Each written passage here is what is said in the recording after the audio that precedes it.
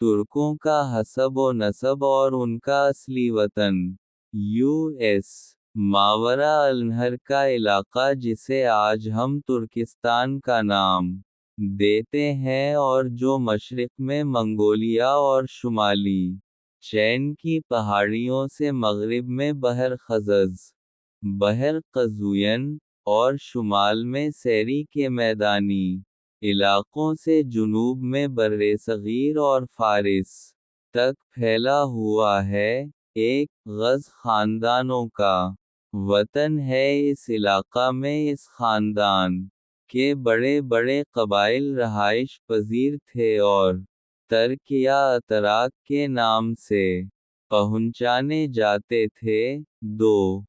چھٹی صدی عیسوی کے نصف ثانی میں ان قبیلوں نے اپنے وطن اصلی کو خیرباد کے کر گروہ در گروہ ایشیا کو چک کی راہ لی۔ مورخین ان کی اس نقل مکانی کی توجیحات کرتے ہیں۔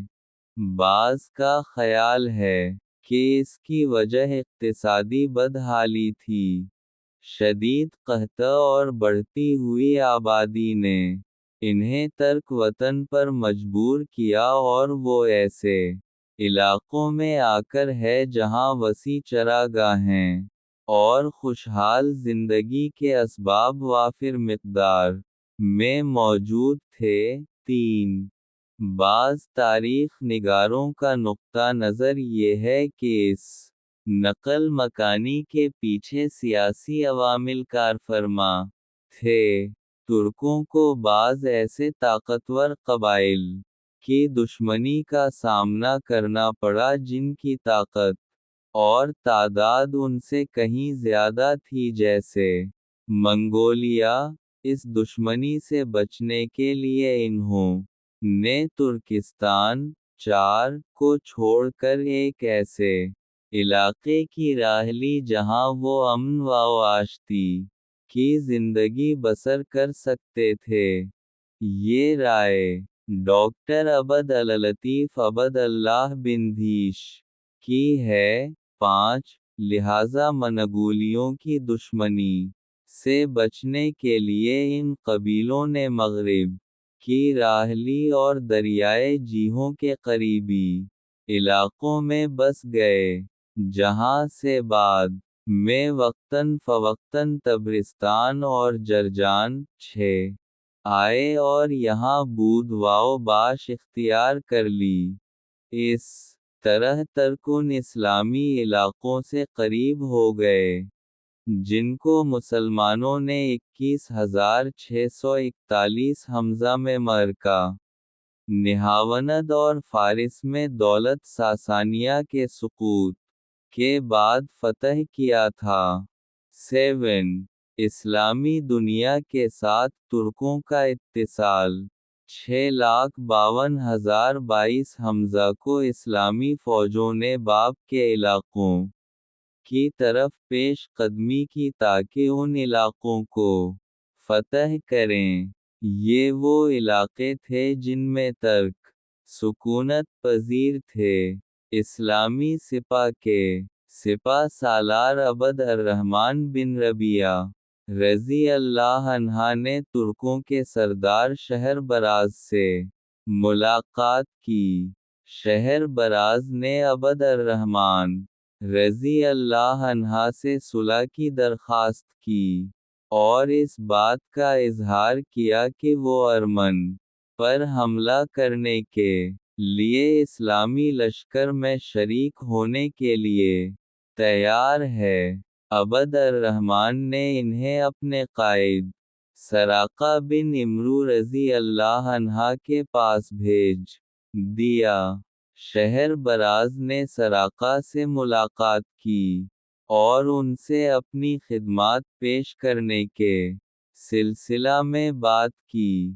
سراقہ نے ان کی پیشکش کو قبول کر لیا اور اس بارے ایک عریضہ حضرت عمر بن الخطاب رضی اللہ عنہ کے نام تحریر کیا اور انہیں اس بارے اطلاع دی۔ حضرت عمر فاروق رضی اللہ عنہ نے بھی سراقہ کی رائے سے اتفاق کیا اور اس کے بعد مسلمانوں اور ترکوں میں باقاعدہ معاہدہ طے پا گیا۔ یوں مسلمانوں اور ترکوں میں کسی قسم کی جنگ نہ ہوئی بلکہ یہ دونوں لشکر ارمن پر حملہ آور ہوئے اور وہاں اسلام کی اشاعت ہوئی۔ ایک اس کے بعد اسلامی لشکر فارس کے شمال مشرقی علاقوں کی طرف بڑھے تاکہ مسلمان لشکروں کے ہاتھوں دولت ساسانی کے سقوط کے بعد ان علاقوں میں انہی دعوت کی ترویج ہو سکے۔ یہ وہ علاقے تھے جو شمال کی طرف اسلامی سپاہ کے راستے میں سب سے بڑی رکاوٹ تھے۔ جب صلح کے معاہدہ کی بدولت یہ مشکلات ختم ہو گئیں تو ان علاقوں اور ملکوں تک پہنچنے کی راہ ہموار ہو گئی اور ترکوں اور مسلمانوں کے درمیان ربط و ضبط پیدا ہو گیا۔ ترک اسلامی تعلیمات سے بہت متاثر ہوئے اور اسلام قبول کر کے اسلام کی اشاعت اور غلبہ دین کے لیے مجاہدین کی صفوں میں شامل ہو گئے۔ دو خلیفہ راشد حضرت عثمان غنی رضی اللہ عنہ کے عہد خلافت میں تبرستان کا پورا علاقہ فتح ہوا۔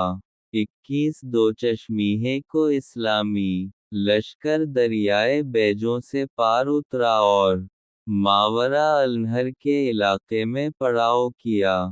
اس علاقے کے ترک جوق در جوق اسلام میں داخل ہوئے اور اسلام کا دفاع کرنے اور خدائی پیغام کو پوری دنیا میں پھیلانے کے لیے جہادی سرگرمیوں میں شریک ہو گئے۔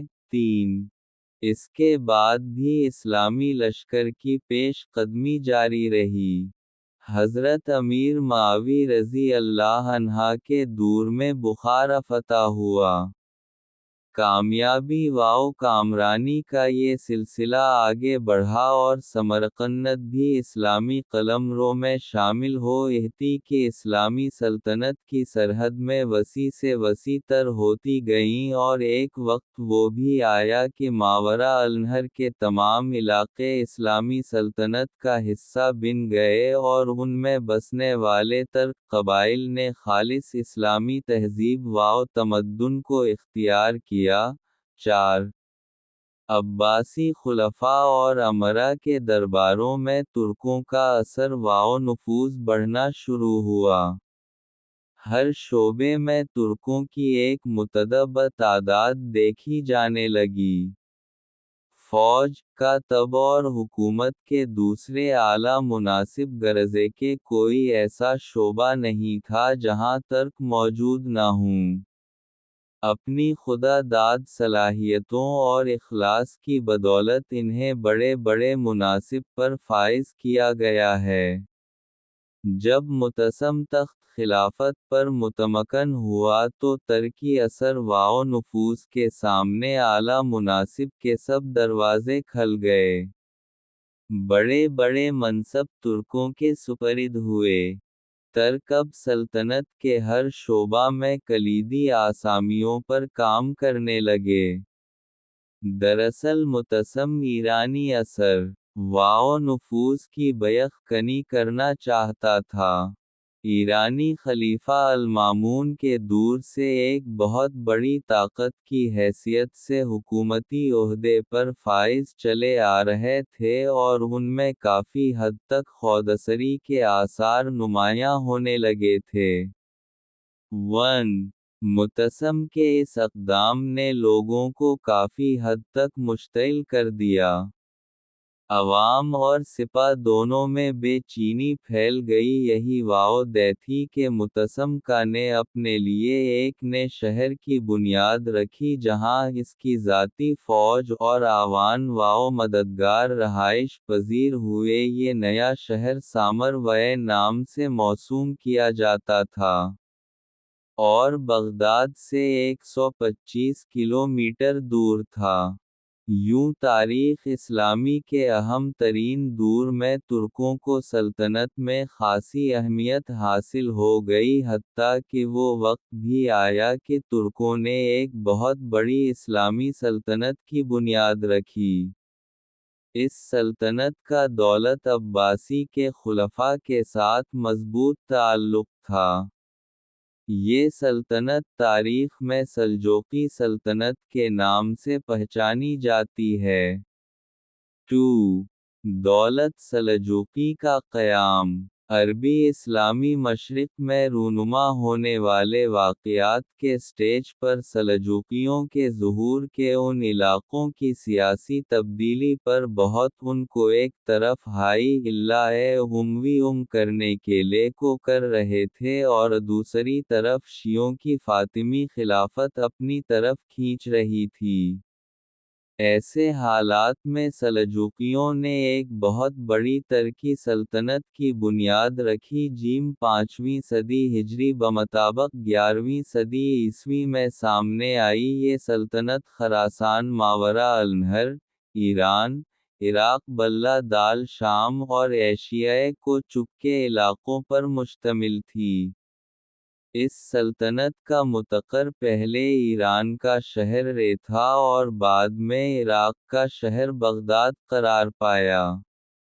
اس دوران خراسان، ماوراء عنبر، کرمان، بلاد شام، سلابقہ شام، اور ایشیائے کو چک، سلاجقہ روم، میں کئی چھوٹی چھوٹی سلجوقی سلطنتیں معرض وجود میں آئیں۔ یہ تمام سلطنتیں ایران اور عراق میں سلجوقی سلطان کے تابع تھیں۔ سلجوقیوں نے بغداد کی عباسی خلافت اور اس کے مذہب اہل السنت والجماعت کی خوب مدد کی۔ یہ سلطنت ایک طرف ایران عراق میں شیعہ یہی اور دوسری طرف مصر شام میں عبیدی، فاطمی، اثر نفوذ کے درمیان میں گھری زوال کے قریب پہنچ چکی تھی۔ سلجوقیوں نے یہی اقتدار کا خاتمہ کر دی اور عبیدی، فاطمی، خلافت کے سامنے ڈٹ کر کھڑے ہو گئے۔ 3. سلجوقی سردار طغرل بیگ نے 447 دوچشمیہ میں بغداد کے اندر یہی سلطنت کا ہمیشہ کے لیے خاتمہ کر دیا۔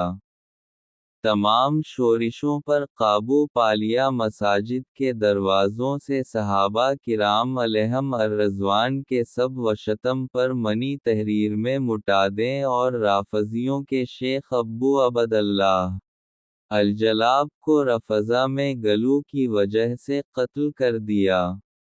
1.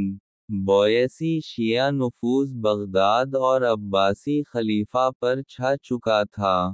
جب سلجوقیوں نے بغداد سے دولت یہی کا خاتمہ کر دیا اور سلطان طغرل بیگ عباسی خلافت کے دارالحکومت میں داخل ہوا تو خلیفہ قائم بامر اللہ نے ان کا شاندار استقبال کیا۔ انہیں نہایت قیمتی خلعت عطا کی، اپنے پاس بٹھایا اور بڑے معزز القابات سے نوازا۔ ان القابات میں ایک لقب سلطان رکن الدین طغرل بیگ ہے۔ اس کے علاوہ عباسی خلیفہ نے یہ حکم صادر کیا کہ سلطان طغرل بیگ کا نام سکوں پر کندہ کیا جائے۔ بغداد کی مسجدوں میں اس کے نام کا خطبہ پڑھا جائے اور اس کے حق میں جمعہ و عیدین کی نمازوں میں دعا کی جائے۔ خلیفہ کی اس قدر افزائی کی وجہ سے سلجوقیوں کو پوری اسلامی دنیا میں بے پناہ قدر و منزلت حاصل ہوئی اور وہ بغداد میں یہیوں کی جگہ سیاہ و سفید کے مالک اور وہ بن گئے۔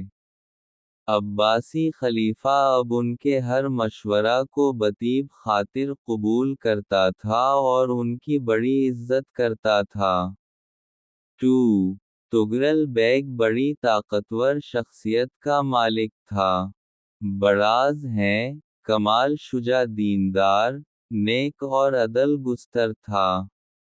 انہیں خصائل حمیدہ کی وجہ سے اس کی حمایت میں آئے روز اضافہ ہوتا چلا گیا اور اس نے ایک نہایت ہی طاقتور لشکر تیار کر لیا۔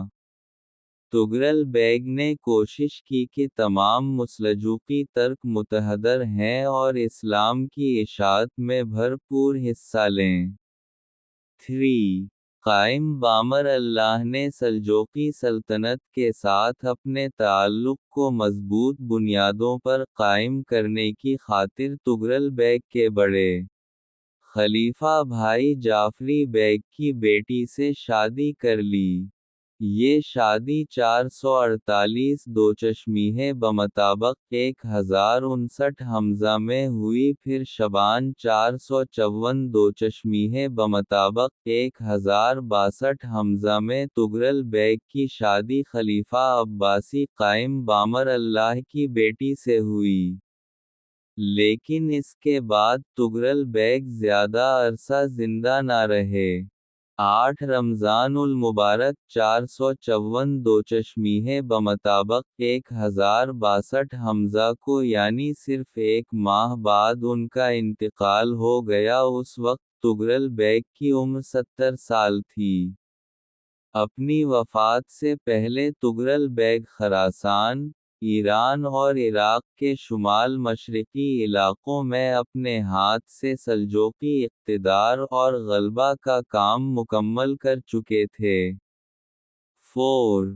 سلطان محمد علپ ارسلان، بہادر شیر علپ ارسلان نے اپنے چا تغر بیگ کی وفات کے بعد زمام اقتدار اپنے ہاتھ میں لی۔ اگرچہ اقتدار کی خاطر ملک میں کچھ جھگڑے ہوئے لیکن علپ ارسلان نے ان تنازعات پر بروقت قابو پا کر حالات کو اپنی گرفت میں لے لیا۔ علپ ارسلان اپنے مرحوم چا تغرل بیگ کی طرح ایک نہایت معتبر تجربہ کار لیڈر اور جرأت مند شخصیت کا مالک مخلص قائد تھا۔ اس نے ملکی سرحدوں کو وسیع کرنے کے لیے ایک نہایت ہی دانشمندانہ پالیسی اختیار کی جو علاقے سلجوقی سلطنت کے زیر نگیں تھے۔ پہلے ان کے استحکام کو یقینی بنایا اور اس کے بعد بیرونی دنیا کی طرف پیش قدمی کی۔ سلطان علپ ارسلان ہمیشہ جہاد فی سبیل اللہ اور اپنی پڑوسی میجی سلطنتوں میں اسلام کی اشاعت کے لیے بے قرار رہتا تھا۔ اس کی ہمیشہ سے یہ کوشش رہی کہ ارمن اور روم کے علاقے اسلامی قلمرو میں شامل ہوں۔ دراصل وہ ایک مخلص مجاہد تھا اور اسلامی جہاد کی روح ہی وہ واحد عامل تھا جس کی بدولت علپ ارسلان کو شاندار کامیابیاں نصیب ہوئیں اور اس کی جہادی سرگرمیوں نے دینی رنگ اختیار کر لیا۔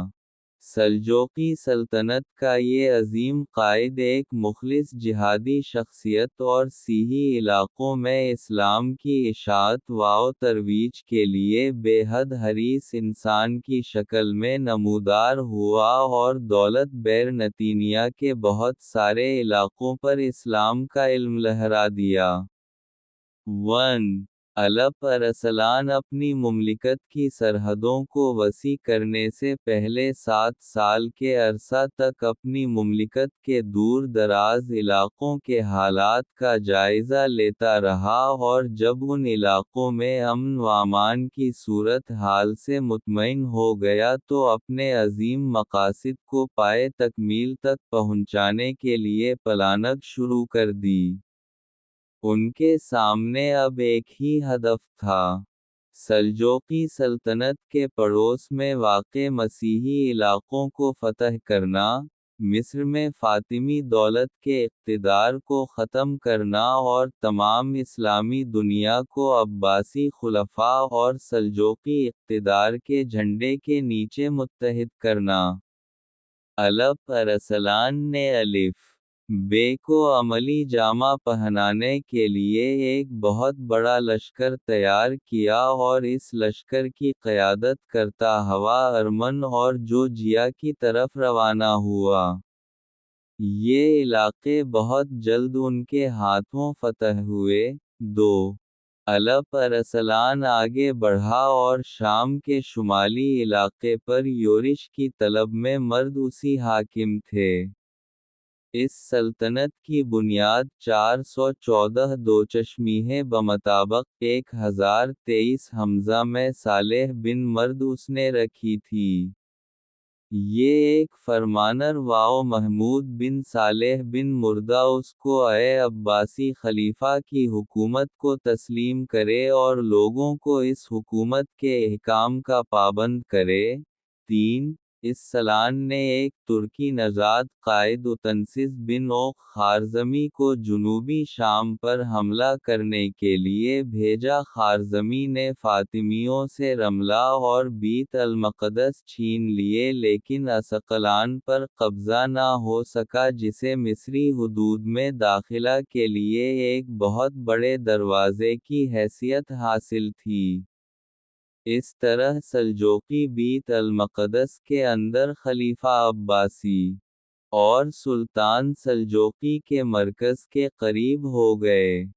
4 الپ ارسلان نے مردائے سلطنت کا محاصرہ کر لیا اور اس سلطنت کے 426 دوچشمیہ میں مکہ مکرمہ کے گورن محمد بن ہاشم کا قاصد سلطان الپ ارسلان کے دربار میں پہنچا۔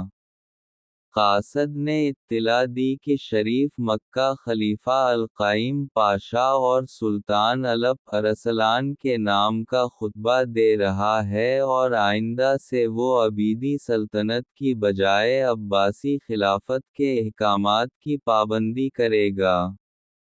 قاصد نے یہ بھی بتایا کہ مکہ شریف میں آئندہ ہے علی خیر العمل کے الفاظ، اور دوسرے شیعی الفاظ، اذان میں نہیں دہرائے جائیں گے۔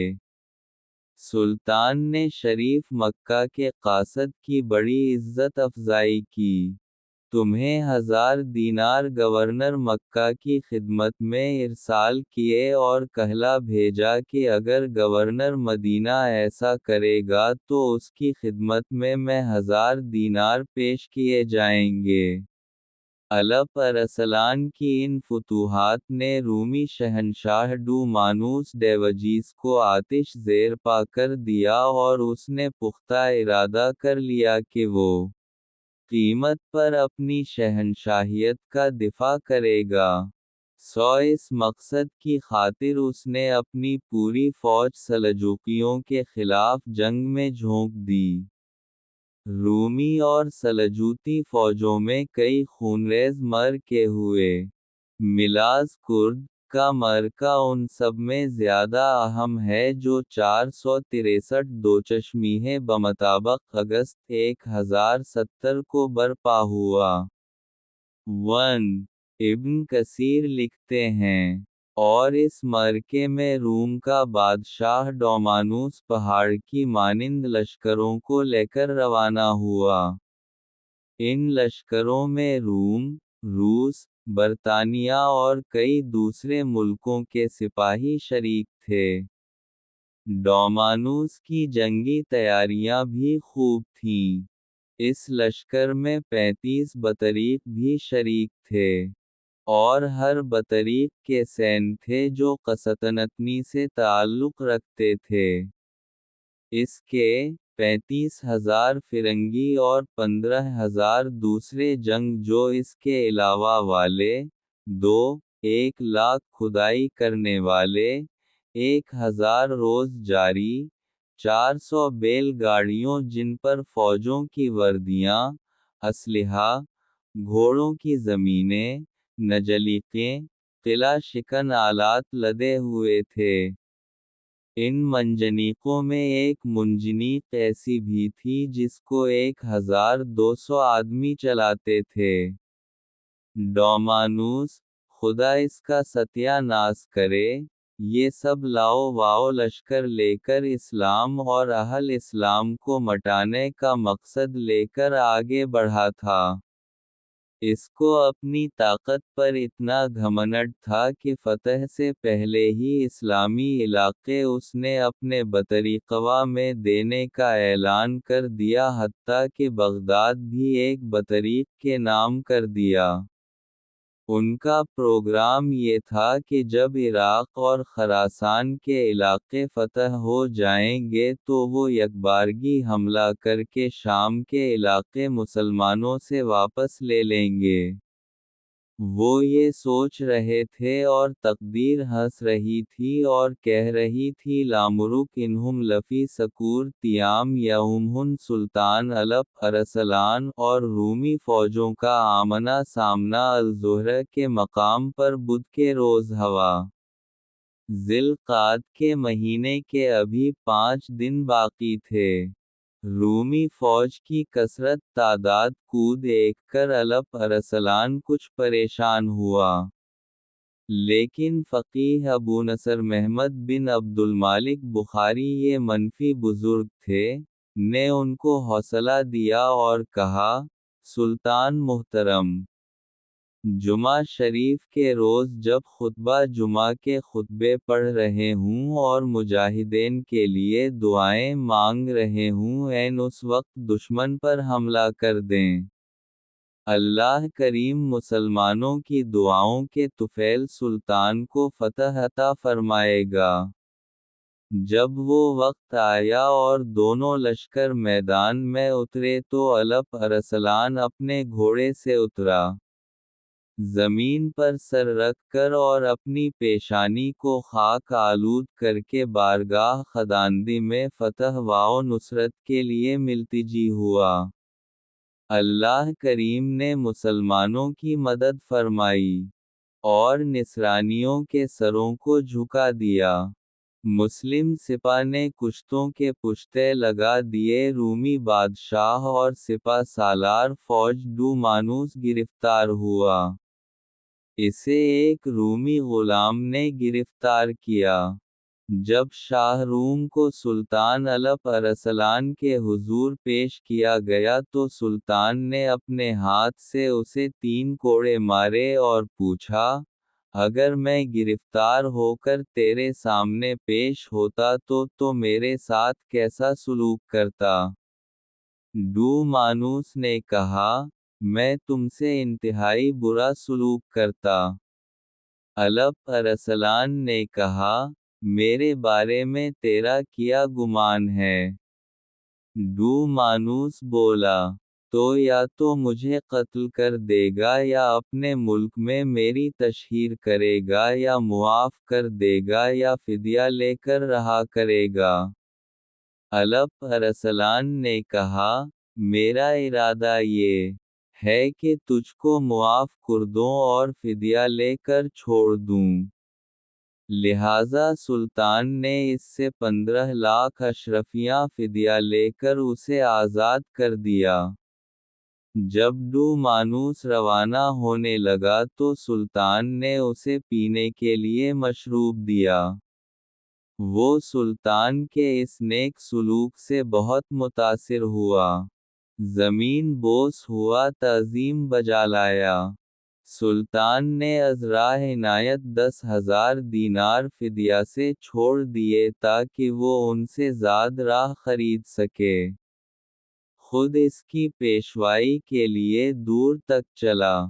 گرفتار شدہ بطریقوں کی ایک جماعت کو آزاد کر کے بادشاہ کے ساتھ روانہ کر دیا تاکہ وہ تنہا سفر نہ کرے۔ ان تمام نوعز شمات کے علاوہ اپنی طرف سے ایک محافظ دستہ بھی ان کے ساتھا کر دیا تاکہ ونی گزند نہ پہنچائے۔ اس محافظ دستہ کے پاس ایک جھنڈا تھا جس پر کلمہ طیبہ لا الہ الا اللہ محمدٌ رسول اللہ لہا والا تھا۔ 1 الپ ارسلان کا ایک مختصر سے لشکر جس کی تعداد 15,000 سے زیادہ نہیں تھی کی مدد سے شہنشاہ روم دومانو کے ایک ان کو سپاہیوں پر مشتمل بہت بڑے لشکر کو شکست فاش سے دوچار کرنا کوئی معمولی واقعہ نہیں تھا۔ اس واقعہ نے رومیوں کی کمر توڑ کر رکھ دی۔ ایشیائے کو چپ کے اکثر علاقوں میں رومی شہنشاہیت کی چولیں ہل گئیں۔ یہی وہ علاقے تھے جو روی شہنشاہیت کے ستون اور بنیاد میں خیال کیے جاتے تھے۔ سلجوقیوں کی اس شاندار فتح نے بیزنطینی حکومت کو ان علاقوں میں بالتدریج کمزور کرنا شروع کیا حتیٰ کہ ایک وقت وہ بھی آیا کہ اس قدیم ترین سلطنت کا عثمانیوں کے ہاتھوں خاتمہ ہو گیا۔ الپ ارسلان ایک متقی اور پرہیزگار انسان تھا۔ فتح کے مادی اور معنوی ہر دو اسباب سے استفادہ کرتا تھا۔ علمائے اسلام کی ہم نشینی سے بہرہ ہوتا، ان کی نصیحتوں کو گوش ہوش سے سنتا اور ان پر عمل کرتا۔ کیا ہی خوب نصیحت تھی جو عالم ربانی ابو نصر محمد بن عبد المالک بخاری حنفی نونغنہ کا ابھی ذکر ہوا ہے۔ میں جب الپ ارسلان رومی فوج کی کثرت دیکھ کر پریشان ہوا تو اس صوفی منش حارس بندھائی اور کہا، سلطان تو اللہ تعالیٰ کے دین کی حفاظت کے لیے جنگ کر رہا ہے اور اللہ کریم کا وعدہ ہے کہ اللہ تعالیٰ اپنے دین کو تمام ادیان پر غالب کر دے گا، آگے بڑھیے، اللہ تعالیٰ نے فتح و کامرانی آپ کے مقدر میں لکھ دی ہے۔ بروز جمعہ جب خطبہ اسلام منبروں پر آپ کے نام کا خطبہ پڑھ رہے ہوں اور مجاہدین کے لیے دعا کر رہے ہوں تو عین اس وقت جنگ کا آغاز فرمائیے۔ اللہ کریم مسلمانوں کی دعاؤں کی لاج رکھے گا اور آپ فتح یاب ہوں گے۔ جب وہ گھڑی آئی تو سلطان نے جمعہ کی نماز پڑھائی۔ اس پر رکعت طاری ہو گئی۔ دہاڑے مار کر رو یا فون کی بھی ہچکی بند گئی۔ پورے لشکر نے رب کے حضور گڑ گڑا کر دعا کی۔ جب سلطان نماز سے فارغ ہوا تو فوج سے مخاطب ہوا، جو واپس جانا چاہتا ہے واپس چلا جائے، میری طرف سے تمہیں اجازت ہے، میں نہ تمہیں روکتا ہوں اور نہ حکم دیتا ہوں کہ دائیں جاؤ، تمہیں اختیار دیتا ہوں، لیکن میں اس رومی سپاہ سے تنہا بھی لڑوں گا۔ یہ کہ کرتی اور کا پھینک دی، اپنے ہاتھ سے اپنے گھوڑے کی دم باندھی، جنگی سامان زیب تن کیا، تلوار بے نعم کی اور ایک آب سرد بھر کر بولا، اگر میں میدان جہاد میں قتل ہو جاؤں تو یہی جنگی لباس میرا کفن ہوگا۔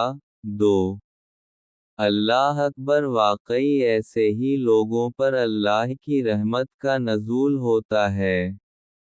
سلطان الپ ارسلان کا اخلاق و کردار، آپ بڑے خدا ترس اور غریب پرور تھے۔ اللہ تعالیٰ کی عطا کردہ نعمتوں پر ہمیشہ شکر بجالاتے۔ ایک دفعہ کا ذکر ہے کہ آپ کا گزر مرد میں فراکسین کے فقراء سے ہوا۔ آپ ان کی حالت زار کو دیکھ کر رو پڑے اور بارگاہ خداوندی میں التجا کی، یا اللہ ان غریبوں کو اپنے فضل سے غنی کر دے۔ آپ بہت زیادہ صدقہ و خیرات کیا کرتے تھے۔ رمضان المبارک میں 15,000 اشرفیاں صدقہ کرنا آپ کا معمول تھا۔ ملک کے طول و عرض کے فقراء و مساکین کے نام ایک رجسٹر میں درج کر رکھے تھے جنہیں معقول وظائف دیے جاتے تھے، اور ان کے جملہ اخراجات کی کفالت حکومت کرتی تھی۔ پورے ملک میں کوئی جرم اور زیادتی نہیں تھی۔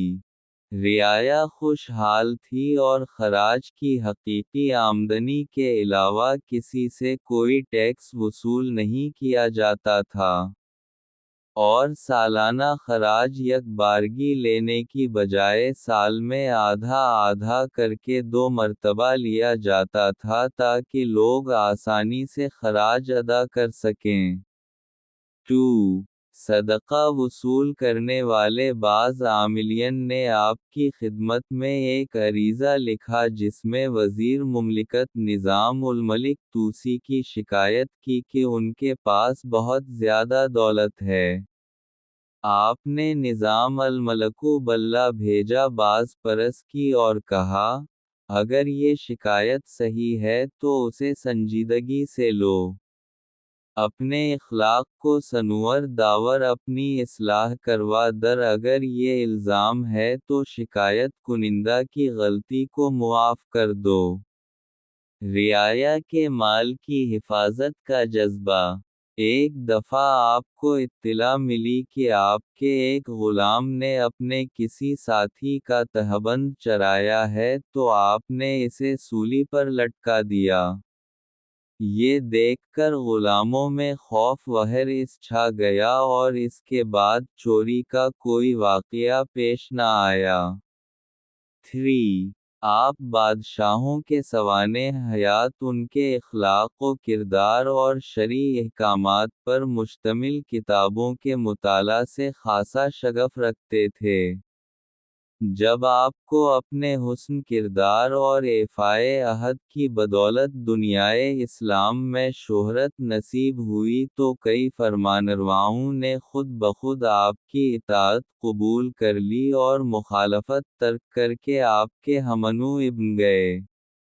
ماوراء النہر سے لے کر شام تک کے دور دراز علاقوں کے بادشاہ آپ کی خدمت میں حاضر ہوئے اور آپ سے اتحاد کیا۔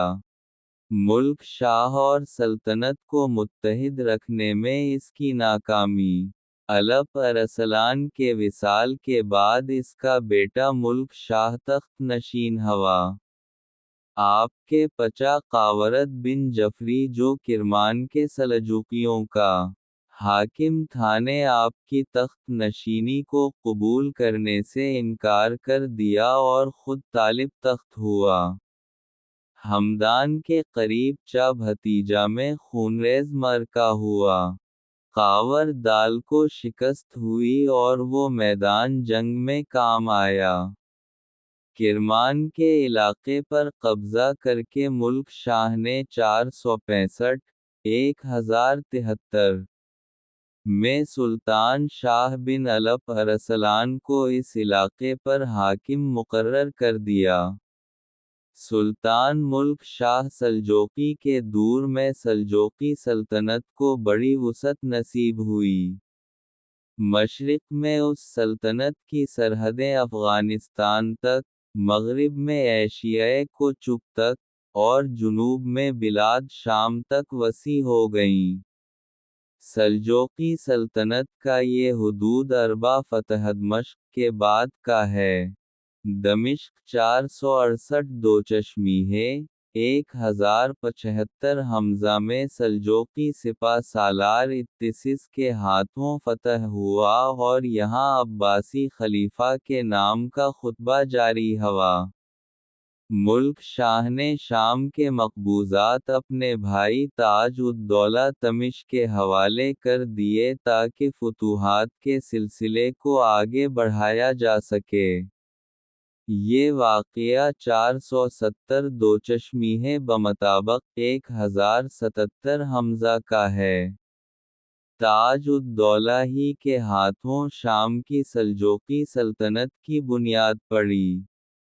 اسی طرح ملک شاہ نے اپنے ایک قریبی رشتہ داری مان بن محلمش بن اسرائیل کو ایشیائے کوچک کا والی مقرر کیا۔ سلطان ملک شاہ دراصل جہاد کے سلسلہ کو آگے بڑھانا چاہتا تھا۔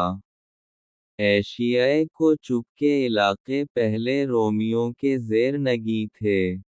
247 صفر 107 حمزہ میں سلیمان ان علاقوں کا والی مقرر ہوا اور اس کے ہاتھوں سلطنت سلاجق روم کی بنیاد پڑی۔ 1 آخر الذکر سلطنت 224 سال تک قائم رہی اور ابو الفوارس مسلمش بن اسرائیل کی نسل سے 14 فرمانرواؤں نے اس پر حکومت کی۔ ان میں سب سے پہلا حکمران سلیمان بن مسلمش ہے جسے اس سلطنت کا بانی کہا جاتا ہے۔ 2 سلیمان نے 477 دو چشمیہ 1084 حمزہ کو انطاکیہ فتح کیا۔ 4 1087 حمزہ میں اس کے بیٹے داؤد نے قونیہ فتح کیا اور اسے اپنا پایا تخت بنایا۔ قونیہ ایشیائے کو چکا خوبصورت ترین اور امیر ترین شہر تھا۔ سلجوقیوں نے اس شہر کو بیزنطینی مسیحی شہر سے سلجوقی اسلامی شہر بنا دیا۔ 700 دو چشمیہ 1300 حمزہ میں یہ سلطنت منگواؤں کے ہاتھوں فتح ہوئی۔ 3 اور بعد میں دولت عثمانیہ کے قلم رو میں شامل ہو گئی۔ روم ایشیائے کو چک کوتر کی اور سنی اسٹیٹ بنانے کی شدید خواہش رکھتے تھے۔ ان علاقوں میں اسلام کی اشاعت انہیں کے ہاتھوں ممکن ہوئی۔ انہوں نے اجنبیت کی اس دیوار کو گرا کر پیوند خاک کر دیا جو یورپ میں اسلام کی اشاعت و ترویج میں رکاوٹ بنی ہوئی تھی۔ 4 سلاجقہ ملک شاہ کے دور حکومت میں اگرچہ اس سلطنت کو کافی تقویت حاصل ہوئی لیکن اس کے باوجود سلجوقی سپہ سالارہ سر شام اور مصر کے علاقوں کو متحد کرنے میں ناکام رہا حالانکہ وہ اس سے پہلے مصر کے اندر عبیدی، فاطمی سلطنت کو کمان چیلنج دے چکے تھے۔ جب اتسز نے مصر پر حملہ کیا تو بڑے مصری لشکر جس کی قیادت بدر الجمالی کر رہا تھا سے پہلے اسے عربوں کے ایک چھوٹے سے لشکر نے شکست سے دو چار کر دیا۔ یہ واقعہ رجب 469 دو چشمیہ 1076 کا ہے۔ اسس کی اس شکست کے نتیجے میں سلجوقی سلطنت پہلے سے کہیں زیادہ افتراق و انتشار کا شکار ہو گئی۔ سیاسی اختلافات سامنے آئے، خونریز تصادم ہوئے اور بالآخر 571 دو چشمیہ 1078 حمزہ کے ایک تصادم میں عنصر کو قتل کر دیا گیا۔ 1 اس طرح ملک شاہ عباسی خلافت کو اپنی خاندانی سلجوقی سلطنت میں تبدیل کرنے میں کامیاب نہ ہوا جبکہ وہ 480 دو چشمیہ 1087 حمزہ میں اپنی بیٹی عباسی خلیفہ مقتدی بامر اللہ کے نکاح میں دے چکا تھا۔ اس خاتون سے عباسی خلیفہ کا بیٹا بھی ہوا۔ ملک شاہ نے اپنی دوسری بیٹی عباس خلیفہ المستظہر باللہ کے نکاح میں دی لیکن خلافت اپنے نواسے کے قبضہ میں نہ دے سکا۔ 2 ملک شاہ کا وصال سلطان ملک شاہ فوت ہوا اور اس کی وفات کے ساتھ ہی قوت و طاقت اور مجد و بزرگی کا وہ دور ختم ہو گیا جو 3 سلجوقی بادشاہوں طغرل بیگ، الپ ارسلان اور ملک شاہ سے چلا آ رہا تھا۔ 447 دو چشمیہ تا 485 دو چشمیہ بمطابق 1055 سے 1092 اور جنگ و جدل اور زوال و انحطاط کا دور شروع ہو گیا۔ الپ ارسلان اور ملک شاہ کے دور میں ایک اور شخصیت جو بہت نمایاں ہوئی نظام الملک طوسی کی شخصیت ہے جو وزارت کے عہدے پر فائز رہے ہیں۔ اس عظیم المرتبت شخصیت کی سیرت و کردار کا مطالعہ بہت ضروری ہے، جس کی حکمت و دانائی کی بدولت سلجوقی سلطنت کو استحکام نصیب ہوا۔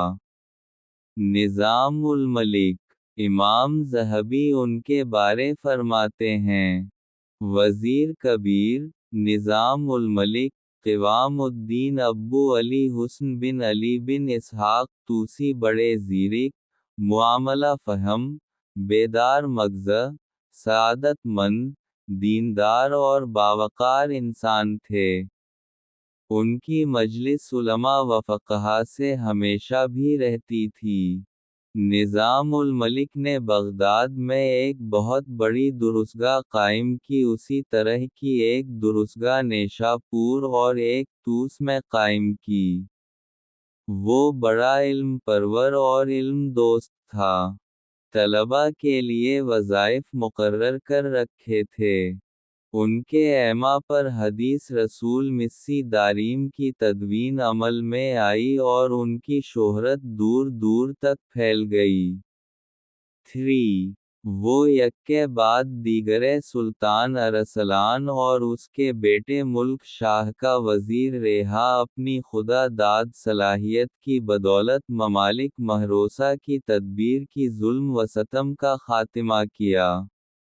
رعایا کے ساتھ نرمی اور مہربانی کا سلوک روا رکھا، سرائیں بنوائیں اور مختلف علوم و فنون میں مہارت تامہ رکھنے والے لوگوں کو دنیا کے کونے کونے سے لوکر بغداد میں بسایا اور ان سے استفادہ کیا۔ 4 نظام الملک کے ایما پر ملک شاہ نے با اخلاق، دیندار اور حوصلہ مند سپہ سالاروں اور امیروں کا انتخاب کیا۔ آنے والے دنوں نے اس بات کی تصدیق کر دی کہ نظام الملک کا مشورہ صائب تھا، واقعی یہ لوگ ان بڑے مناسب کے اہل تھے۔ جن قائدین کا انتخاب عمل میں آیا ان میں سے ایک عظیم نام آق سفر کا ہے، جو نور الدین محمود کے جد امجد تھے، جو طلب دیار بکر اور جزیرہ کے فرمانروا ہے۔ علامہ ابن کثیر ان کے متعلق لکھتے ہیں، وہ سیرت و کردار اور جود و سخا میں تمام فرمانرواؤں سے بڑھ کر تھے۔ 1 آپ کے والد عمادالدین زنگی نے صلیبیوں کے خلاف جہاد فی سبیل اللہ کی ابتدا کی۔ پھر اس کام کو نور الدین محمود نے آگے بڑھایا۔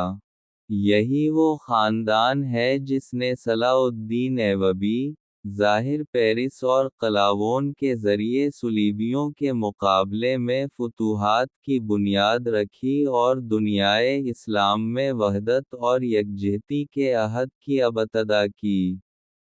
2 آق 70 برستی سلطان محمود سلجوقی کے بہترین قائدین میں سے تھا۔ آق موصل کا امیر بھی تھا۔ اس نے صلیبیوں کے خلاف جہاد شروع کیا اور 520 دوچشمیہ باطنیوہ کے ہاتھوں اس وقت شہید ہوا جب موصل کی جامع مسجد میں نماز پڑھ رہا تھا۔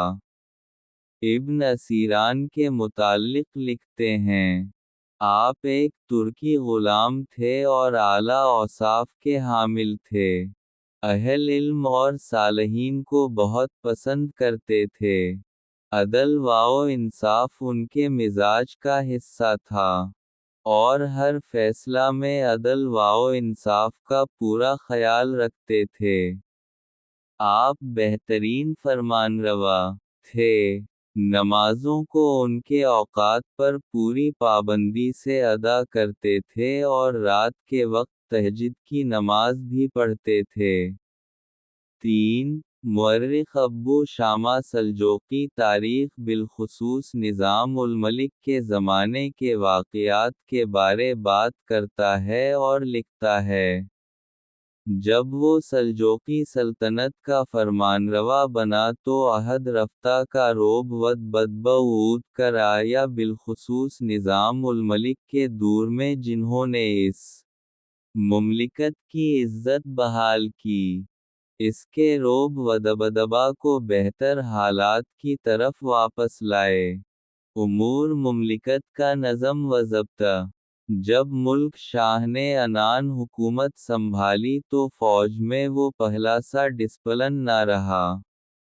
سپاہ کے ہاتھوں لوگوں کا مال واؤ متلتنے لگا۔ سپاہی کہا کرتے تھے سلطان کو کوئی چیز نہیں روکتی کہ ہمیں مال واؤ دولت سے نوازیں، صرف نظام الملک ہے جو اس کی راہ میں رکاوٹ بنا ہوا ہے۔ لوگوں کو سخت اذیت کا سامنا کرنا پڑا۔ نظام الملک نے اس بات کا تذکرہ سلطان سے کیا اور انہیں بتایا کہ اس سے تو فوج میں کمزوری آ جائے گی، اس کا روب و بدبختم ہو جائے گا، ملک میں فساد پیدا ہو جائے گا اور ملکی امور کی انجام وہی متاثر ہوگی۔ سلطان نے کہا، آپ جو مناسب سمجھتے ہیں کریں۔ نظام الملک نے عرض کیا، میں آپ کے حکم کے بغیر کچھ نہیں کر سکتا۔ سلطان نے کہا، میں نے چھوٹے بڑے تمام امور آپ کے سپرد کر دیے ہیں۔ آپ میرے والد کی جگہ ہیں اور ان کے دوست اور ساتھی ہیں۔ پھر سلطان نے نظام الملک کو پہلے سے کہیں زیادہ جاگیر عطا کی، خلعت بخشی اور القابات سے نوازا۔ ان القابات میں ایک لقب اتابک ہے، جس کا معنی ہے ایسا امیر جو باپ کی جگہ ہو۔ نظام الملک کی قابلیت، شجاعت اور حسن اخلاق کی بدولت کچھ ایسے واقعات رونما ہوئے جن سے لوگوں کے سینوں میں ٹھنڈک پڑ گئی۔ اس طرح کا ایک واقعہ کچھ اس طرح بیان کیا جاتا ہے کہ ایک بوڑھی عورت نے آپ سے کسی معاملے میں امداد طلب کی۔ آپ اس سے گفتگو کرنے لگے اور دیر تک اس کی باتیں سنتے رہے۔ نظام الملک کے ایک حاجب نے بوڑھی کو یہاں سے بنانا چاہا تو نظام الملک نے اس سے کہا، میں نے تمہاری خدمات ایسے ہی لوگوں کے لیے لی ہیں۔ امرا اور اعیان مملکت کو تیری کوئی ضرورت نہیں۔ پھر اس حاجب کو اس خدمت سے الگ کر دیا۔ 1 علم دوستی، علماء کا احترام اور تواضع۔ ضیاء القرآن پبلیکیشنز 86۔ نظام الملک علوم سے بڑا لگاؤ رکھتے تھے، اور علم حدیث سے تو انہیں خصوصی شغف تھا۔ آپ کہا کرتے تھے، میں جانتا ہوں میں حدیث روایت کرنے کے اہل نہیں، لیکن میں چاہتا ہوں کہ حدیث رسول میں پیار تم لکھنے والوں کی صف میں میرا بھی شمار ہونے لگے۔ 2 آپ نے قشیری ابی مسلم بن مہر بزداور ابو حامد اللہ زہری سے حدیث کی سماعت کی۔ نظام الملک دل کی گہرائیوں سے چاہتا تھا کہ مدارس جو اس نے قائم کیے ہیں ان امیدوں پر پورے اتریں جو امت مسلمہ نے ان سے وابستہ کر رکھی ہیں۔ جب ابو الحسن محمد بن علی واسطی فقیہ شافعی نے ان کو چند اشعار بھیجے جن میں نظام الملک سے درخواست کی تھی کہ وہ ان فتنوں کو ختم کرنے میں مدد دیں جو حنبلیوں اور اشاعرہ کے درمیان واقع ہوئے ہیں، تو نظام الملک نے فوری کارروائی کی اور اس ابھرتے ہوئے فتنے کو ہمیشہ کے لیے ختم کر دیا۔ نظام الملک کی مجلس علماء و فقہا سے آباد رہا کرتی تھی۔ آپ پورا دن ان کے ساتھ گزار دیتے۔ ایک دفعہ ان سے کہا بھی گیا، یہ لوگ آپ کو بہت سے مفید کاموں سے غافل کر دیتے ہیں۔ فرمایا، یہ لوگ دنیا اور آخرت کا حسن ہیں۔ اگر میں انہیں اپنے سر پر بٹھاؤں تو بھی کم ہے۔ ابو القاسم قشیری اور ابوالمالی جوینی جب بھی ان کے پاس تشریف لاتے آپ تعظیمہ کھڑے ہو جاتے اور انہیں اپنی نشست گاہ پر اپنے ساتھ بٹھتے۔ اور اگر ابو ملی فارندی تشریف لاتے تو نشست گاہ چھوڑ کر کھڑے ہو جاتے، انہیں اپنی جگہ بٹھتے اور خود ان کے سامنے بیٹھتے۔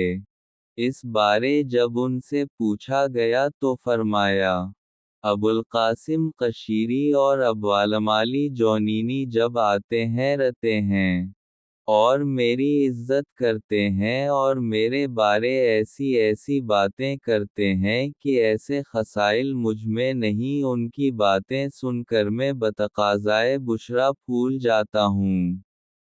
لیکن ابو علی فارندی آتے ہیں تو مجھے میرے عیوب اور مظالم یاد دلاتے ہیں، اور میں اپنی کوتاہیوں کی تلافی کرنے کی کوشش کرتا ہوں۔ ابن اسیر لکھتے ہیں، نظام الملک کے متعلق مشہور ہے کہ وہ عالم، دیندار، حنی، عادل، حلیم، گناہ گاروں سے درگزر کرنے والے خاموش طب انسان تھے۔ ان کی محفل قرا، فقہا، ائمہ مسلمین، اہل خیر وصلات سے بھری رہتی تھی۔ 2 آپ حافظ قرآن تھے۔ 11 سال کی عمر میں قرآن کریم حفظ کیا اور مذہب شافعی کی تحصیل میں مشغول ہو گئے۔ ہمیشہ بادزور ہے اور جب بھی وضو کرتے تحیہ الوضو، 2 نفل، پڑھتے۔ جب اذان کی آواز کان میں پڑتی تو جس حالت میں ہوتے رک جاتے اور کام سے ہاتھ کھینچ لیتے، اور جب اذان ہو چکتی تو نماز پڑھتے اور اس سے پہلے کسی کام کو ہاتھ نہ لگاتے۔ اگر مؤذن اذان سے غافل ہو جاتا اور اذان کا وقت ہو جاتا تو آپ اذان کا حکم دیتے۔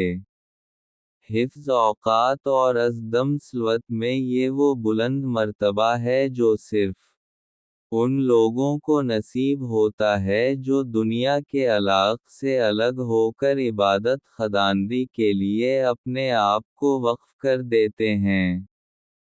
3 کمال خدا رسیدہ تھے۔ ایک مرتبہ بیان فرمایا کہ میں تھا اور اس سے کہا، تیر استیا ناس ہو۔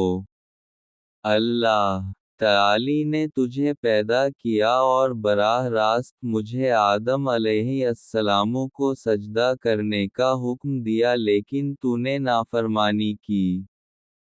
دیکھ مجھے اس نے بالمشافہ سجدے کا حکم نہیں دیا لیکن میں روزانہ اس کی بارگاہ میں کئی بار سجدہ ریز ہوتا ہوں۔ اور پھر یہ شعر پڑھا، من لم ایکن للوصال اہلا فکل احسانہ ذنوب۔ ترجمہ، جو وصال یار کا اہل نہیں اس کی سب نیکیاں گناہ شمار ہوتے ہیں۔ ان کی یہ دلی تمنا تھی کہ ان کی اپنی ایک مسجد ہوتی جس میں وہ عبادت کرتے اور بس 2 وقت کی روٹی ملتی رہتی۔ اس بارے تھی۔ اس ان کا کہنا ہے، میں اس بات کا متمنی رہا کرتا تھا کہ میرا اپنا چھٹا سا قری ہو اور اس میں ایک مسجد ہو جس میں الگ دنیا سے سا دنیا ہے الگ تھلگ ہو کر اپنے رب کی عبادت میں مشغول رہوں۔ پھر کچھ عرصہ بعد میری آرزو یہ رہی کہ مجھے روزانہ ایک روٹی مل جائے اور ایک مسجد ہو جس میں اللہ کریم کی عبادت میں مشغول رہوں۔ عاجزی و انکساری کا یہ عالم تھا کہ ایک رات کھانا کھانے بیٹھے تو دسترخوان پر ایک طرف ان کے بھائی ابوالقاسم، دوسری طرف والی خراسان اور والی کے پہلو میں ایک فقیر بیٹھا ہوا تھا جس کا ایک ہاتھ کٹا ہوا تھا۔ نظام الملک نے دیکھا کہ والی خراسان اس فقیر کے ساتھ کھانا کھانے سے اجتناب کر رہا ہے تو انہوں نے فقیر کو کہا آپ میرے ساتھ آ جائیں۔ اسے اپنے قریب بٹھایا اور اس کے ساتھ بیٹھ کر کھانا کھایا۔ آپ کی عادت تھی کہ اپنا کھانا فقیروں کو پیش کر دیتے۔ انہیں اپنے پاس بٹھتے اور ان کے ساتھ بیٹھ کر کھانا کھاتے۔ 2 آپ کا شعر ہے۔ بعد سمانین لیس قوت قد السبوع شہوع ذہبت یکفی کانی والسا موسیٰ ولکن بلّہ نبوت 3 ترجمہ اسی سال کے بعد قوت و طاقت نہیں رہی۔ اس عمر میں جوانی کا جوش و ولولہ سرد پڑ گیا ہے۔ گویا میں موسیٰ ہوں اور میرے ہاتھ میں عصا ہے لیکن بلّہ نبوت کے موسیٰ ہوں۔ یہ اشعار بھی انہیں کی طرف منسوب ہیں۔ طقوس بعد طول العمر زہری فامسی واو السا تمشی امامی واو داستنی اے دوس الیالی ترجمہ طوالت عمر کے بعد میری کمر کمان بن گئی ہے۔ بقوس کان راتوں نے مجھے بہت بری طرح کچل ڈالا ہے۔ قوامہا وتر میری حالت یہ ہو گئی ہے کہ عصا میرے آگے آگے چلتا ہے گویا وہ کمان کی طعنت ہے۔ شعر گوئی کے ساتھ ساتھ دوسرے شعراء کے شعر سنتے اور ان سے متاثر ہوتے تھے۔ جب بیمار ہوئے اور آبولی قومسانی عیادت کو آئے تو انہوں نے یہ شعر پڑھا۔ ازا مرزنا نوینا کل سالہا فان شفینا فمنا الزیغ واو الزلل نرجو الالا ازا خفنا واو نسختا ازا امنا فما یزکولنا عمل دولت عثمانیہ ترجمہ جب ہم بیمار ہوتے ہیں تو ہر نیکی کی نیت کر لیتے ہیں، اور اگر ہمیں تندرستی حاصل ہو جائے تو ہم حق سے منحرف ہو جاتے ہیں اور گناہ کرنے لگتے ہیں۔ جب ہم ڈرتے ہیں تو معبود حقیقی سے امیدیں وابستہ کر لیتے ہیں اور جب ہمیں امن حاصل ہوتا ہے تو ہم معبود برحق کو ناراضی کرنے لگتے ہیں، اور ہمارا عمل پاکیزہ نہیں رہتا۔ یہ اشعار سن کر نظام الملک بہت رویا اور کہا، میری حالت ایسی ہی ہے جیسے شاعر نے کہا ہے۔ وصال 485 سن ہجری تھا۔ جمعرات کا دن اور رمضان شریف کا 10واں روزہ تھا۔ جب افطار کا وقت ہوا تو نظام الملک نے مغرب کی نماز ادا کی اور دسترخوان پر بیٹھ گیا۔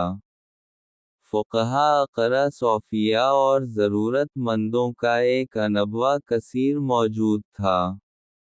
اسلامی تاریخ کا تذکرہ شروع کر دیا۔ خلیفہ دوم حضرت عمر رضی اللہ تعالی عنہ کے زمانے میں جب مسلمان نہاونت پہنچے تو وہ کون سا مبارک علاقہ ہے جہاں انہوں نے پڑاؤ کیا؟ فارسیوں اور مسلمانوں کے درمیان کیسے کیسے خونی معرکے ہوئے، کون کون سی عظیم شخصیات تھیں جنہیں شہادت سے سرفراز کیا گیا؟ شہداء کا ذکر کرنے کے بعد بولے، خوش قسمت ہیں وہ لوگ جنہیں ان شہداء کی میت حاصل ہو جائے۔ جب کھانے سے فارغ ہوئے تو اپنے مکان سے نکلے اور زنان خانے کی طرف چل دیے۔ حدث دیلمی ساتھ ساتھ ہو لیا، گویا وہ اپنے کسی جرم کی معافی مانگ رہا ہے، لیکن اس کی نیت اچھی نہیں تھی۔ فورا ہاتھ مارا اور نظام الملک کو شہید کر دیا۔ آپ کو حرم زنان خانہ میں لے جایا گیا۔ کہا جاتا ہے کہ اسماعیلیوں باطنیوہ کے ہاتھوں قتل ہونے والے آپ پہلے شخص ہیں۔ نظام الملک کے قتل کی خبر جنگل کی آگ کی طرح پھیل گئی۔ اسلامی سپہ چیخ اٹھی۔ بادشاہ حزن و ملال کی تصویر بنے فورا پہنچے اور اتنے روئے کہ ہچکی بند گئی۔ وہ 1 گھنٹہ تک شہید کے پاس بیٹھے رہے۔ نظام الملک نے دین اسلام کی سربلندی کے لیے اپنی زندگی صرف کر دی اور پھر دین ہی کی خاطر اپنی جان قربان کر دی۔ وہ خوش بختی کی زندگی جیے اور قابل تعریف، شاندار اور شہادت کی موت مرے۔ 1 قاتل خیمے کی رسی سے الجھا اور گر پڑا۔ نظام الملک کے غلاموں نے اسے فورا لیا اور قتل کر دیا۔ آپ کے خادموں کا بیان ہے کہ جب ان کے آخری سانس تھے تو آخری الفاظ جو منہ سے نکلے وہ یہ تھے، میرے قاتل کو قتل نہ کرنا، میں نے اسے معاف کر دیا۔ کلمہ شہادت پڑھا اور جان آفیری کے حوالے کر دی۔ 2 اہل بغداد کو جب نظام الملک کی شہادت کی خبر ہوئی تو سارا شہر تصویر غم بن گیا۔ وزیر اور رو 3 روز تک تعزیت کی غرض سے بیٹھے۔ شعراء نے مرے لکھے۔ مقاتل بن عطیہ کا مرثیہ انہیں میں سے ایک ہے۔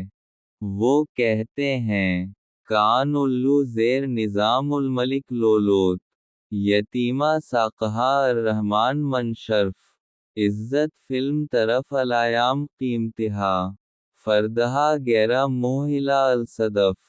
ترجمہ: وزیر نظام الملک ایک در یتیم تھے جسے رحمان ذات نے بڑے اعزاز سے ڈھالا تھا۔ وہ نایاب ہوا اور وقت نے اس کی قدر نہ پہچانی، اور اس کے ایک دشمن نے اسے اس دنیا سے پھر صدف کی طرف لوٹا دیا۔ ابن عقیل نظام الملک کے بارے کہتے ہیں، نظام الملک کے جو 2 کرم، عدل و انصاف اور احیاء دین کے لیے اس کی کوششوں نے دنیا کو حیران کر دیا۔ آپ کا دور اہل علم کی حکومت کا دور تھا، پھر یہ دور آپ کی شہادت کے ساتھ ختم ہو گیا۔ وہ رمضان میں حج کے لیے جانے والے تھے لیکن سفر آخرت اختیار کیا۔ اللہ کریم آپ پر رحمت فرمائے۔ آپ دنیا و آخرت کے ایک بادشاہ کی حیثیت سے فوت ہوئے۔ سلجوقی سلطنت کا خاتمہ۔ ملک شاہ فوت ہوا اور اس نے اپنے پیچھے 4 بیٹے چھوڑے۔ برکیاق محمد ہنر اور محمود جو بعد میں ناصر الدین محمود کے نام سے پہچانا گیا بچہ تھا۔ اس کے ہاتھ پر بیعت کی گئی، کیونکہ اس کی ماں ترکان خاتون کو ملک شاہ کے دور حکومت میں بڑی قدر و منزلت حاصل تھی۔ محمود تقریباً 2 سال 485 دوچشمیہ بمطابق 1092 حمزہ تا 487 دوچشمیہ بمطابق 1094 حکمران رہا کیونکہ ان کا اور ان کی والدہ کا وصال ہو گیا۔ ان کے بعد رکن الدین ابو المظفر برکیاق بن ملک شاہ آیا اور 498 دوچشمیہ بمطابق 1105 حمزہ تک حکمران رہا۔ پھر رکن الدین ملک شاہ ثانی کے ہاتھ پر بیعت ہوئی اور اسی سال اقتدار غیث الدین ابو شجاع محمد کے ہاتھ لگا اور وہ 511 دوچشمیہ بمطابق 1128 حمزہ تک مسند حکومت پر جلوہ افروز رہے۔ عظیم دولت سلجوقی کا آخری حکمران غیث الدین ابو شجاع محمد تھا، جس کا پایہ تخت ماورا النہر کا علاقہ تھا اور خراسان، ایران اور عراق کے علاقوں پر بھی اس کی حکمرانی تھی۔ بالآخر 522 دوچشمیہ 1128 حمزہ میں سلجوقی سلطنت شاہنات خوارزم کے ہاتھوں ختم ہو گئی۔ ماورا انہر سے سلجوقیوں کی عظیم سلطنت کے خاتمے کے ساتھ ہی سلاجہ افتراق و انتشار کا شکار ہو گئے اور ان کی وحدت پارا پارا ہو گئی۔ ان کی طاقت اس قدر کمزور ہو گئی ہے کہ سلجوقی متعدد گروہوں اور باہم متصادم لشکروں میں تبدیل ہو گئے جو تخت و تاج حاصل کرنے بر یہاں رہتے تھے۔ عظیم سلجوقی دولت کئی چھوٹی چھوٹی امارات اور دول میں تقسیم ہو گئی اور یہ امارات اور سلطنتیں کسی ایک سلطان کے اقتدار کو قبول کرنے کے لیے تیار نہ ہوئیں، جیسا کہ وہ سلطان طغرل بیگ، سلطان ارسلان اور سلطان ملک شاہ اور ان کے اسلاف کے دور میں متحد رہی تھیں۔ ہر ایک علاقہ خود مختار تھا، ہر ایک کا اپنا فرمانروا تھا اور ان چھوٹی چھوٹی امارات میں کسی قسم کا تعاون نہیں تھا۔ اس افتراق و انتشار کے نتیجے میں ماورا النہر سے ایک اور طاقت ابھر کر سامنے آئی۔ یہ خوارزمی سلطنت تھی جو ایک عرصہ تک منگولی حملوں کا ڈٹ کر مقابلہ کرتی رہی۔ خوارزمی سلطنت کے ساتھ سلجوقی امارات، عراق اور شام کے شمال میں قائم ہوئے جواتا یک امارات کے نام سے پہچانی جاتی تھیں۔ اس عرصہ میں سلاجقہ روم کی سلطنت سامنے آئی۔ یہ وہ سلطنت ہے جس نے صلیبی حملوں کو روکا اور ایشیا کو چکا شمال مغربی کو نادشمن کی دست برد سے محفوظ رکھا۔ لیکن یہ سلطنت منگولیوں کے تابڑتوڑ حملوں کا مقابلہ نہ کر سکی اور بالآخران غارت گروں نے اس علاقے میں تباہی مچا دی۔ سلجوقی سلطنت کے سقوط میں متعدد عوامل کارفرما تھے اور یہی عوامل عباسی خلافت کے سقوط کا پیش خیمہ ثابت ہوئے۔ ان عوامل میں سے چند یہ ہیں: سلجوقی گھر کے اندر بھائیوں، چھاؤں، بیٹوں اور پوتوں کے درمیان تخت و تاج کے لیے چپقلش، بعض امراء، وزراء اور اتابکوں کی طرف سے سلجوقی حکمرانوں کے درمیان فتنہ و فساد کی آگ بھڑکانا، حکومتی امور میں خواتین کا عمل دخل، عباسی خلفاء کا سلجوقی فوجی قوت کے سامنے کمزور اور بے بس ہونا اور ہر طاقتور سلجوقی سلطنت کے تاجور کی حکومت کو تسلیم کر کے خطبہ میں اس کے نام کو شریک کرنے کی اجازت دے دینا اور اس سلسلہ میں احتیاط نہ کرنا۔ سلجوقی سلطنت کا شام، مصر اور عراق کو عباسی خلافت کے جھنڈے کے نیچے متحد کرنے میں ناکام ہونا۔ سلجوقیوں کا مختلف گروہوں میں تقسیم ہو کر ہمیشہ ایک دوسرے کے خلاف برسر پیکار رہنا، اس چیز نے ان کی قوت کا خاتمہ کیا، حتیٰ کہ عراق میں ان کی سلطنت ختم ہو گئی۔ سلجوقی سلطنت کے خلاف باطنیوہ کی مذموم سازشیں اور سلجوقی سلاطین ان کے قائدین اور زعماء کو دھوکے سے قتل کرنے کے لیے ان کی مسلسل کوششیں اور خونی حملے، سمندر پار سے آنے والے صلیبی جنگجو اور سلجوقی سلطنت کا یورپ سے آنے والے وحشی جنگجو لشکروں کے ساتھ ٹکراؤ ان کے علاوہ کئی دوسرے اسباب بھی تھے۔ لیکن اس بات سے بھی انکار نہیں کہ اپنے دور حکومت میں سلجوقیوں نے بہت ہی عظیم کارنامے سر انجام دیے جن میں سے اہم ترین درج ذیل ہیں۔ الف دولت سلجوقی کی بدولت عباسی خلافت کا زوال قریب 2 صدیاں مؤخر ہو گیا۔ اگر سلجوقی نہ ہوتے تو شیعہ رافضیوں کے ہاتھوں بہت پہلے عباسی خلافت کا وجود مٹ جاتا۔ مصر کی سلطنت عبیدی فاطمی سلجوقیوں کی طاقت کی وجہ سے مشرق کے عرب مسلمانوں کو باطنی عبیدی رافضی سلطنت کے جھنڈے تلے جمع نہ کر سکی اور اس طرح ان کے مذموم مقاصد پورے نہ ہوئے۔ دولت سلجوقی کی کوششیں اسلامی مشرق کے اتحاد کی تمہید اور پیش خیمہ تھیں اور یہ اتحاد سنی سلطنت عباسی کے جھنڈے کے نیچے سلطان صلاح الدین ایوبی کے ہاتھوں مکمل ہوا۔ دال سلجوقیوں نے اپنے زیرنگیں خطے میں علمی اور انتظامی ترقی کے حوالے سے بڑا اہم کردار ادا کیا اور اس علاقے میں امن و امان قائم کیا۔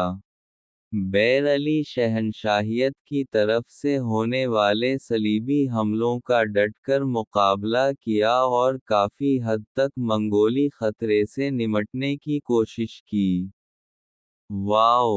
ان علاقوں میں سنی مذہب کی ترویج کی کوشش کی اور سنی علماء کی قدر و منزلت کو بڑھایا۔ یہ ہے سنی سلجوقیوں کے بارے ایک مختصر سا جائزہ اور دین اسلام کی خدمت میں ان کے کردار کا تذکرہ بلا شبہ یہ ظلم، جھوٹ اور بہتان ہوگا اگر ہم ان چند لوگوں کی سنی سنائی باتوں پر کان دھرمیں جو ان جونمرد اور شجاع مجاہدین اسلام کے بارے بے سروپا باتیں کرتے ہیں۔ جیسے پروفیسر نجیب زیب نے تاریخ مغرب اور اندلس کے عنوان سے جنرل انسائیکلوپیڈیا میں ان کی طرف کئی من گھڑت باتیں منسوب کرکے ان کی سیرت کو داغدار کرنے کی مذموم کوشش کی ہے۔